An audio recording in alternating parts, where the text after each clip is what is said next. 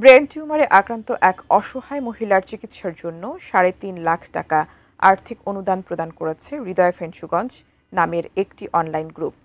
কুয়েতে ফেঞ্চুগঞ্জ যুব সংঘের হলরুমে আয়োজিত অনুদান প্রদান ও দোয়া মাহফিলের সভাপতিত্ব করেন ফেঞ্চুগঞ্জ বাজার বণিক সমিতির সভাপতি রাজু আহমেদ রাজা। অনুষ্ঠানে প্রধান অতিথি হিসেবে উপস্থিত ছিলেন ফেঞ্চুগঞ্জ সরকারি কলেজের সদ্য সাবেক অধ্যক্ষ সৈয়দ নুরুজ্জামান।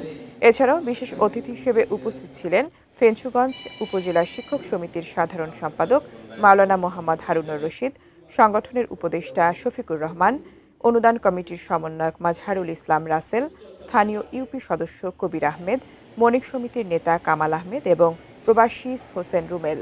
টেলিকনফারেন্সের মাধ্যমে যুক্ত হয়ে বক্তব্য রাখেন সংগঠনের সভাপতি আমেরিকা প্রবাসী আহবাব চৌধুরী খোকন, সাধারণ সম্পাদক সৌদি প্রবাসী মোহাম্মদ সেলিম আহমেদ এবং সহ সভাপতি ও 18 নিউজের কুয়েত প্রতিনিধি আহাদ আম্বিয়া খোকন।